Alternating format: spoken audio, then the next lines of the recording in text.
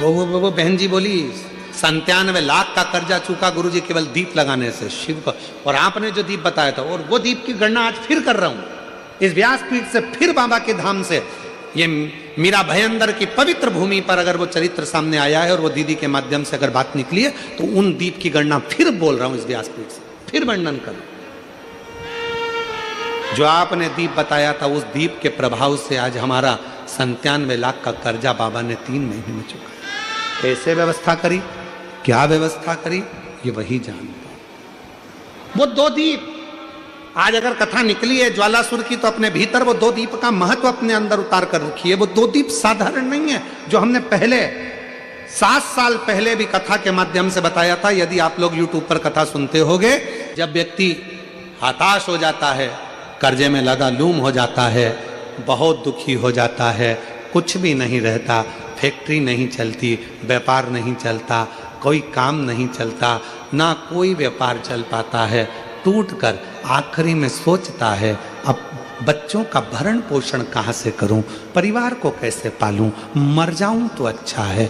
मेरा उन लोगों से निवेदन है, मरना किसी चीज का हल नहीं, उसकी कृपा होना चाहिए, उसकी दया होना चाहिए, किसी दूसरे की सामर्थ्यता नहीं।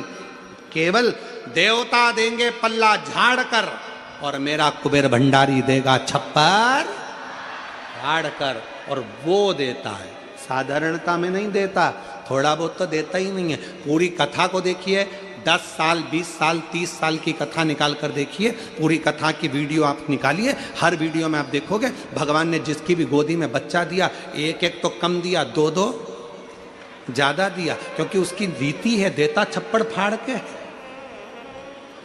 थोड़ा बहुत तो देता ही नहीं है। शिव कथा करें, मैं ज्वालासुर को समाप्त नहीं, इसकी बैलेंसिंग करूंगा, और ये ज्योति के रूप में रहेगा। मां शक्ति के पास में भी ज्योति के रूप में, शिव के पास में भी ज्योति के रूप में। इसलिए जब तुम संपूर्ण तरह से हार जाओ, लगे अब कुछ भी नहीं अपने पास में, एकदम खाली हो गए, कुछ भी नहीं बचा, तब बेलपत्र के वृक्ष के नीचे शंकर जी के मंदिर के सम्मुख में 2 दीप लगाना प्रारंभ कर दीजिए। एक लंबी बाती का दीप, एक गोल बाती का दीप, एक शक्ति का, एक शिव का, दोनों दीप घी के, दोनों सामने रखो, बाबा को प्रार्थना करो। शिव मंदिर में लगाने के बाद फिर बेलपत्री के वृक्ष के नीचे जाओ।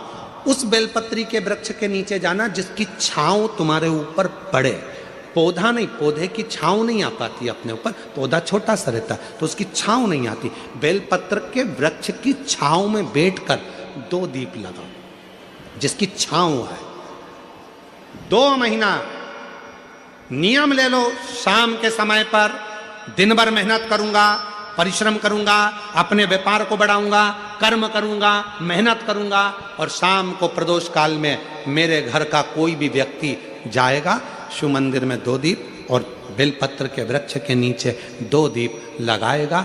2 महीना इंतजार करना, मेरा बाबा हाथ पकड़कर तुम्हें ऐसा दौड़ाएगा कि शिव अपने आप करुणा करने लगेगा। छोड़ता नहीं है शिव। दुनिया में एक दोस्त ऐसा है मेरा देव अधिदेव महादेव, दुनिया में एक मित्र ऐसे हैं मेरे शंकर भगवान, जिन्होंने शंकर को अपना सर्वस्व मान लिया। दुनिया में शिव वो दोस्त हैं, वो मित्र हैं कि संसार के मित्र भले छोड़ दें, पर मेरा महादेव, इसको मारूंगा नहीं मैं, ज्वालासुर को समाप्त नहीं करूंगा, इसको संतुलन में लेकर। संतुलन में करने के लिए भगवान शंकर ने अपनी वापिस नत्य की मुद्रा को प्रारंभ कर दिया, अपनी नत्य की मुद्रा।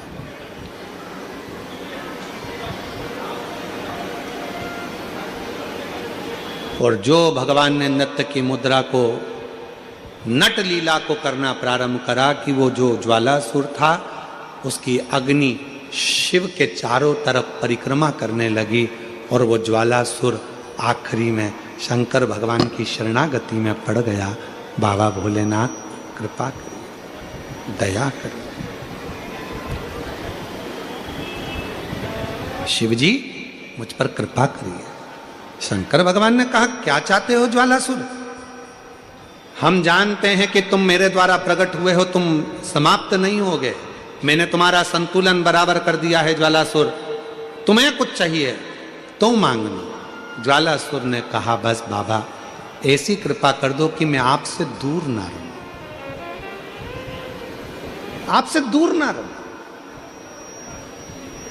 और ये शक्ति मां जगत जननी जगदम्बा अंबा भवानी के कहने पर आपने नृत्य किया था, तो मैं मां आद्य शक्ति से भी दूर ना रहूं और आपसे भी दूर ना रहूं। शिव और शक्ति से मुझे दूरी सह नहीं जाएगी। शंकर भगवान ने कहा ठीक है, आज से तुम एक ज्योति प्रकाश के रूप में रहोगे। और शंकर जी कहते हैं पूरी दुनिया में जहां कहीं भी मेरे शिवलिंग की पूजन होगी वहां तुमको ज्योतिर्लिंग के रूप में पूजा जाएगा और शिव ज्योतिर्लिंग के रूप में पूजित होगे। शिव ज्योति, दो देवता हैं, दो देवी देवता एक ऐसे हैं जहां पर यदि भगवान की मूर्ति भी नहीं होती है तो ज्योति के रूप में उनकी पूजन होती है। देखिए माँ दुर्गा, पार्वती, जगतजननी, अम्बा, जगदम्बा, माँ दुर्गा एक ऐसी हैं जिनकी मूर्ति भी नहीं होती है तो ज्योति के रूप में उनकी पूजन हो जाती है। वो ज्योति के स्वरूप में पूजा हो जाती